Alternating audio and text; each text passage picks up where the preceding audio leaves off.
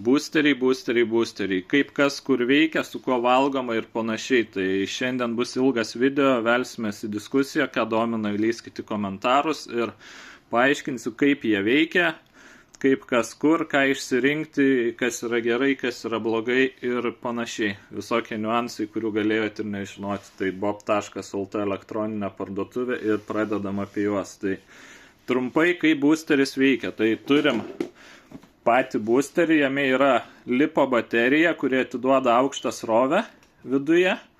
Yra čipas, kuris valdo ir yra pakaitrinė relė viduje. Šito krokodilų ir jinai reguliuoja įtampą, kurią atiduoda. Tai ta įtampa eina aukšta ir atiduodama impulsais, dažniausiai būna apie 14 voltų su trupučiu. Ir taip jūs gaunate, automobilio starterį didžiulį įtampą tam tikrais momentais. Jeigu norit, jie galit pasidaryti nuolatinę, bet tada iškraudinėjat visiškai boosterį, yra tokie mygtukai.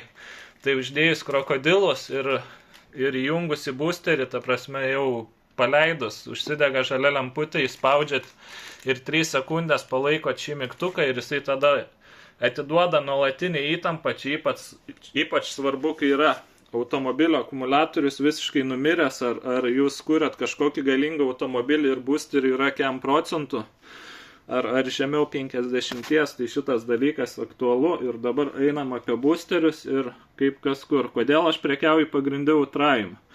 Tai Ultrajus yra jau 5 metai rinko, jisai arti Noko boosterių, kurie kainuoja 300 su viršum, bet yra čiut ne dvigubai pigesni. Ir ganėtinai patvarus pagal garantinių kiekį, tai yra jie tikrai kokybiški ir tikrai puikiai veikiantis. Ir trumpai perbėgam apie juos. Tai Ultrajus JTS 9. Puikiai tiks, kas turi kokį 1,9-2 litrai, maksimum iki 2,5 dizelį ir ten 3 litrai benzą.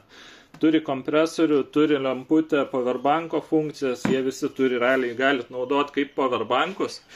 Tai turi powerbanko funkciją ir, aišku, prikūrimą, kuris nėra super galingas, bet jeigu jūs naudojat savo ir ten turit nesuper galingą mašiną, nežinau, padovano tėčiui, kuris turi 1,9 Passatą, tada eina, jo per akis užtenka.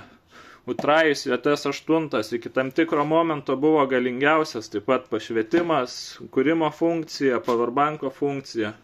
Tai su juo sugebėdavo žmonės ir traktorių užsikurti, ir 3 litrius dizelius ir panašiai, bet atsirado JTS 10. Tai jis yra žymiai galingesnis, bet einam iš eilės. Tai JTS 5. Didžiulis, sunkus, turi šoninę lemputę, turi kompresorių ir žinoma powerbankas ir atidavimas. Labai arti JTS 8, gal truputį silpnesnis, bet 3 litrai dizeliui problemos čia nėra. Komplektukas toks, prie jo jau būna pridėtas antgalis, perikurkės, nežinau kam, bet vienintelį sprendimą radau pompą ir šiaip kažką nuo perikurkės pasijungti, kuris daiktas veikia. Tai šaldytuviukai ar panašiai. Tai puikiai tinka savam naudojimui arba kas su nesuper galingais automobiliais dirba ir nori turėti kompresorių, aišku, užima daugiau vietos. JTS 30. Rimtas daiktas, sunkus, didelė baterija, turi tokį apšvietimą, kuris atsidaro. Tada apšvietimas priekyje, powerbanko funkcijos, realiai viską, ką norit, su juo gali daryti. Dar čia iš šono atsidaro jį kaip lagaminėlį, galima nešti. Jo komplektacija viena iš didžiausių, turi OBD jungti, prasiskanuot klaidas, nėra super wow OBD jungtis, bet tikrai jos pakanka. Ten elementariems dalykams krokodilai, pompos, tai yra kompresorius, pirštinės netgi prideda ir panašiai. Tai žodžiu, pilna komplektacija. Einam toliau. JTS 10. Tai čia turbūt artimiausia, kas gali būti Noko boosteriui pagal baterijos talpą. Ir jo galingumą žmonės sugeba užsikurti fūrą su numirusiu akumu, jeigu žino, kuris akumas miręs.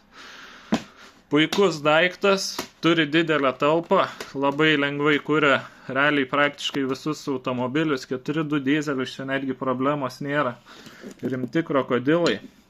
Tarp kitko, kai renkatės boosterį, tai žiūrėkit, kad krokodilai vestų į abu kontaktus, nes kitaip ten bus tas boosteris nesuper galingas ir jeigu tik į vieną kontaktą ateina laidas, jau čia yra minusiukas ir aišku, tas boosteris nebus super wow. Tai šitas yra galingiausias, realiai gali naudoti tiek servisiukai, tralistai ir panašiai. Taip pat ir šitą gali naudoti tie patys, o čia jau yra tokie, JTS 8 dar viskas ok, irgi neblogai kuria, bet visi kiti tokie namų naudojimai, kur nereiks super daug automobilių prikūrinėti, bet kad turėti viską ir jeigu kas ten kaimyną, kolegą ar dar kažką galėsit prikurti. Ir popdieras, visiškai biudžetinis variantas, nėra super brangus, baterija nėra super talpi, bet 3 litrai dizelis, jam problemos irgi nėra. Taip pat komplektacija standartiška, dėklas ir visa kita, visi jie yra su powerbanko funkcijom, su apšvietimu ir panašiai. Dar yra toks vienas arti JTS 8, JTS 1 Pro, truputį silpnesnis, bet irgi pilnai pakanka namų naudojimui, šiam momentui neturiu, bet atvyksta papildymas, tai irgi ganėtinai geras biudžetinis toks variantas, šitie jau truputį yra brangesni, šitie dar viskas ok iki tam tikros kainų zonos. Tai aišku, juos galit rasti ir AliExpress'as, ten konkurentai prekiauja ir panašiai. Tiesiog čia buvo įvadinis video, kaip kas kur veikia. Tai automobilius jie tikrai prikuria, problemų dažniausiai su jais nebūna, esminis dalykas viduje stovi kaitrinė relė. Tai jūs būkit žmonės protingi, jeigu jūs matot, kad jau boosteris pradeda cypti ir meta raudoną lemputę, neprievartaukit jo, kadangi viduj ta kaitrinė relė, jeigu perkais, tai jums šitas blokelis bus viskas miręs.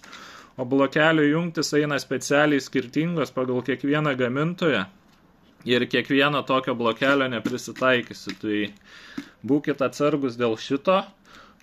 Jeigu kuriat automobilius, kurie yra su mirusiais akumuliatoriais ir ten koks, nežinau, 100 per valandžių agaminis akumas ir tai yra BEMSas ir jūs jį kuriat nuo priekio, tai nepamirškit to, kad jeigu kuriat nuo priekio, pirmiausiai srovė nueina į galą, pereina per akumuliatorių ir tada tik grįžta į priekį starterį. Tai ko pasekoje visą tai gaunasi didžiulė bėda, nes jūs pusę srovės iškart prarandat ant agaminio akumuliatoriaus, kuris ryja aukštą srovę. Ir gaunasi taip, kad, ta prasme, gali ir neužkurti ant tam tikro automobilio, ypač jeigu jis yra naujų metų. Nes nepamirškim to, kad automobiliai, kurie yra 25 metų, jie elektronikos blokų daug neturi. O ten koksai 23 metų 3 litrai dizelis BEMSas, kuris ten prikomplektuotas aukščiausios komplektacijos, tai jisai turės, ta prasme, tų blokų krūvos ir jeigu jūs tų blokų neatjungėt, ypač ten šviesų blokai ir panašiai, tai stenkitės išjungti, ką galit.